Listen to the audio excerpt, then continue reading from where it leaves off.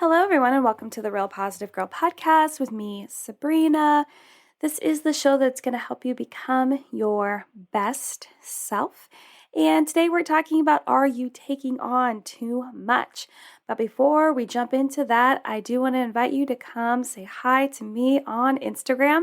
I am at Sabrina Joy Perozzo, or you're welcome to come have a real, almost in-life conversation with me on Clubhouse. I am at Sabrina J. Perozzo, or please send me an old-fashioned email with any questions, comments, concerns, prayer requests, feedback, topics, suggestions, or just to say hey, hi, and hello to me. Send that email to realpositivegirlpodcast@gmail.com. I would love, love, love, love, love to hear from you in whichever way that you prefer. But let's jump into today's episode. So we are talking about, are you taking on too much? It's a great question. I used to be that person that would stay super duper busy on purpose because I needed the distraction in my life. I'm sure I'm not alone in this. And I say that, I feel like I say, I'm sure I'm not alone in this so many episodes. And I truly believe that I can't be alone. But yeah, so I would stay busy on purpose because I needed that distraction. I needed to not think about what I was feeling about this and that negative experience that was going on in my life, and any family drama that was going on, some disappointments I was dealing with, and the lack of fulfillment I was having in whatever my current job was at the time. And even in that state of putting so much on myself, on purpose, mind you, I still did it anyway because it was a coping mechanism. And, it's a coping mechanism that is very common, And I want you to ask yourself, is having a busy schedule and taking a lot on your plate a coping mechanism for you too? Because for sure it is something that I obviously struggled with, as I've shared with you. And it's even something that I will struggle with from time to time, but I've kind of got from under that, thankfully. So just so you know, if you are suffering with this and you're like, I don't think I'll ever be able to not do this. Yes, you will. There is a light at the end of the tunnel. It's a common strategy because you literally leave yourself no time to deal with whatever else is happening in your life on purpose. But eventually you'll have to deal with it. My suggestion would be to deal with it sooner than later so you don't have this mountain or a volcano of issues, problems, emotions that you have to deal with and have to tackle because you've decided to put them off for so long.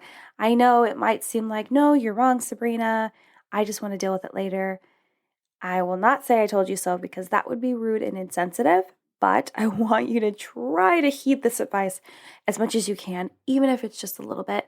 But the best way that we do learn and grow is from mistakes, and or just deciding to do things in our own way and discovering whichever way is right or wrong. And I'm not saying that I'm necessarily only my opinion is exactly right. I just feel like it is the best solution for you.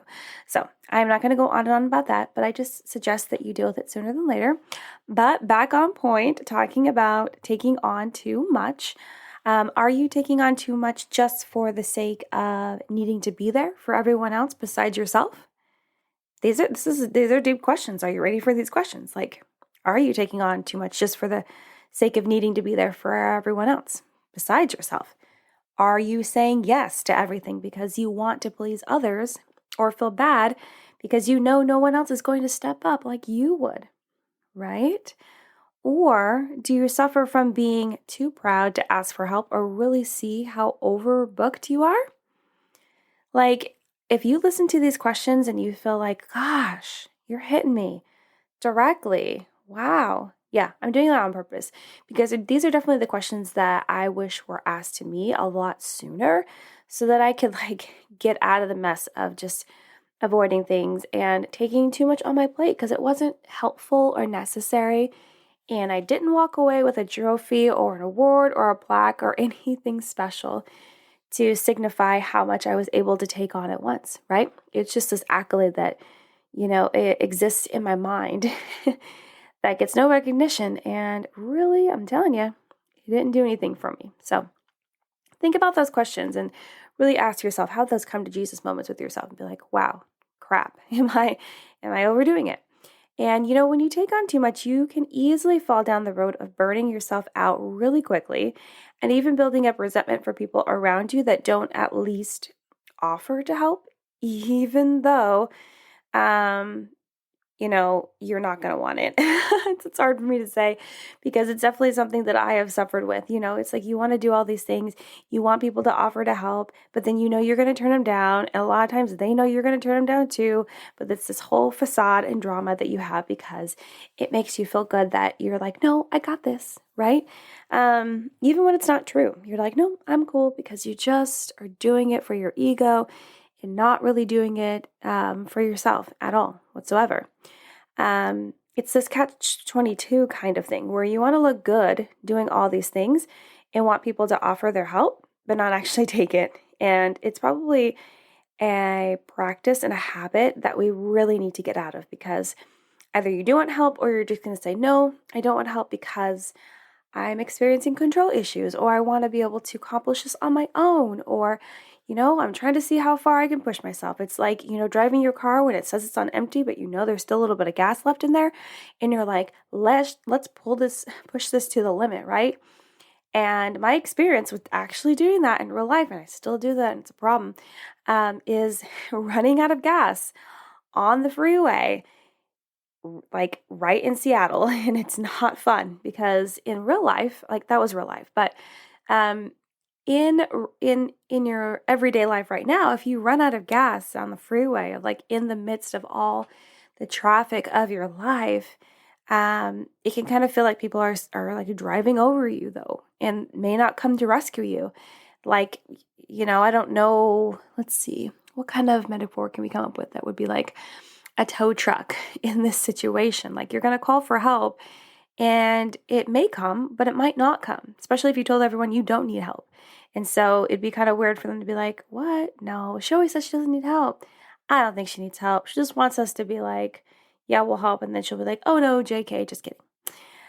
So really think about that. You don't need to impress anyone besides yourself. And if you're really doing this to impress yourself, then you probably need to come up with something else to impress yourself with. I'm just saying. And I know you want to have that pride that you can do it all and be the best. I know because I've been there. I have been there, but it's not worth it, right? And I still slip into that pit of wanting people to pat me on the back and have pride that I was able to do it all and pull it off. And it feels good in the moment. But again, you're not going to walk away with an award or any sort of accolades, right? You're just going to know that you did it. Some people will know that you did it. Maybe you'll tell more people that you did it, but that's it, right? So unless you're like auditioning to do something that is related to the thing that you're showing off about, yeah, you're showing off, then it's unnecessary. It's truly unnecessary. And if this is hard truth for you to hear, well, that just means you need to hear it. And that just means you need to implement it in your life so that you can become your best self and break down these barriers and these issues that you have. That's why we're here. That's why we're talking about these things. That's why I'm trying to be as vulnerable, transparent, honest, and real with you guys. And you know that. I know you do. So it's not worth it. And, it's not necessary to put your entire worth. This is important. It's not necessary to put your entire worth on whether or not you can multitask like a boss. It's not, but I did it for so long and I got the pats on the back and I felt good about myself. But you have to keep going because if you do not keep going at the pace that you are or go faster over time, people begin to be less impressed, right? And you don't want that. You don't want to let them down. And you kind of just continually dig yourself this hole until you fall into it, right? But yeah, it's not necessary to put your entire worth on whether or not you can multitask like a boss or the need to identify as a super mom or dad or person in general. Your self-worth should come inside of who you are, who you know you are, and believe who you are, not the output you receive from the world that you decide to let in and dominate your thoughts, your feelings, your emotions, your decisions. That's not what we should be doing. I'm really trying to help you here. So today I wanted to chat about some ways for you to realize you're probably taking on too much and need to take a step back to reevaluate your overwhelming responsibilities. I have 6 of them to share with you today to give you an idea of when to recognize that you're probably taking on too much, even though I wholly believe that when you are taking on too much, you know that you're taking on too much, but you're not recognizing that you're taking on too much. So sometimes you need some direct communication, people to tell you why you're probably taking on too much, or that you are taking on too much, even though you have decided not to recognize your own mind telling you you're taking on too much. So the first one is you aren't doing everything as well as you used to. Now, if you are a seasoned multitasker where you do a lot of things and you manage a lot of things at once, you know that it is just as important as it is to be able to multitask well. You have to be able to do it without suffering any sort of loss of how well it's going to turn out, right? That can't slip. And if it does slip, that you have to pull back from how many things you can do because everything still needs to excel and do its best. And that needs to be benchmarked from compared to what happened in the past and continue to stay the same or get better, not worse. So if you find that with all the commitments that you are involved in and things are not going as well as they used to, then you're probably taking on too much because something is suffering. Or maybe many things are suffering. And so maybe it wasn't suffering before, but it's suffering now because you decided to add in 2 extra things or one thing that's super duper big and takes up a lot of your time and you didn't realize it was going to take up a lot of your time, but you really think that you can manage it. But you really have to be honest with yourself and tell yourself the truth. No, you can't. But that's a decision that you have to make on your own. And it's a really big, responsible decision to be making. So just know that you are probably taking on too much if you aren't doing everything as well as you used to and quality starts to slip. The second one is more people are coming out of the woodwork with things for you to do. So if you are branding yourself as this person that can do so many things at once and continue to add things to your plate with plenty of room to spare, you're going to find people in your life that are going to be like, oh, well, she says that she can do so many things. Let's give her some stuff to do. And I'm not going to lie, there will probably be some people out there that are doing it because of spite, because they want to see you crumble and fall. But there's going to be other people that are just selfish and they just want you to do things for them that they should be doing on their own. But they're like, oh, but you're able to do it. And if people are able to read you well enough and know that it's a pride thing and an ego thing for you, then they would, and they want to hurt you, they will have you do it. They will have you, they will request of you to do these things. And if you agree, then they just want to watch and see how everything starts to fall apart. I know that sounds negative, but those people are out there. They are. So you're probably taking on too much if you continually have more people asking you to do more and more things and not even evaluating what you already have to do. The third one is you end up backing out of things or canceling commitments. So once you feel like, every now and again, we like to have our alone time, maybe some more than others. I like to have a lot of alone time. But if you find that you've committed to several things and then all of a sudden you just start canceling, you start just backing out of things because you're overwhelmed, because you're feeling burnt out, because you feel like it's all too much. And this should be a really big, bright neon sign that, hey, this is too much. I need to pull back. Some people don't. They're just like, well, I'll just take the loss right now, not be engaged with these people, and then come back the next day fully refreshed. When honestly, you just need to take a lot of things off your plate and be happy with where you're at and just continue to move forward, doing your best, right? Doing your best at what you can actually truly, in your heart of hearts, being super honest with yourself, actually manage. So you end up backing out of things or canceling commitments that you normally wouldn't cancel, right? The fourth one is you're not making time to take care of yourself. So if you have so many things that you're continuing to pile on your plate and have a never-ending list of commitments, but you don't find any time to take a bath or take a walk or exercise or eat healthy or spend time with your family, your friends, your kids, your dog, your cat, your turtle, whomever, right? You miss doctor's appointments. You miss times where you need to go pick stuff up that's really important to you. You don't grocery shop. You're always eating out. These are important things. And if you're not taking the time to actually take care of yourself, you have too much on your plate. You have too much responsibility. You're loaded up. You're overwhelmed. You're going to suffer from burnout. And you really have to take a step back and realize, wow, who you are as a person and your health, physical and mental, should come first over anything. Even if you have your dream job right now and it's really important for you to work hard right now, you can still work hard, but you still have to make time for yourself because you can't pour from an empty or broken cup. I added the broken part because I heard that today in a quote and I was like, yes, because some people, it's not necessarily empty, but there's cracks and there's holes and it's pouring out not in the way that it should be, right? So it's important for you to realize you got to make time for yourself. You have to. And if you're not, you probably have too much on your plate. The fifth one is you start to resent what you've committed to. So you commit to go pick up trash on the side of the road, cool. Or pull weeds in the graveyard or whatever you're going to do. I don't know. These are super random examples, I understand. But you commit to it. But then when the day starts to creep up or it's like the day of, you are not looking forward to it at all. You're kind of grumpy about it. You're resenting the fact that you have committed to another thing that you don't necessarily want to do, but you think it's going to make you look good, or you think it's going to make you feel good, or someone else convinced you to do it because you lack boundaries and saying no. So if you are starting to resent a lot of things that you committed to, not wanting to do them and just like not being excited or even happy or content that you have to go do this thing that you committed to a while ago, then you're probably taking on too much. Okay, so the last one I have for you is, and I hope this went pretty quick, is other people are telling you you're taking on too much. Super obvious.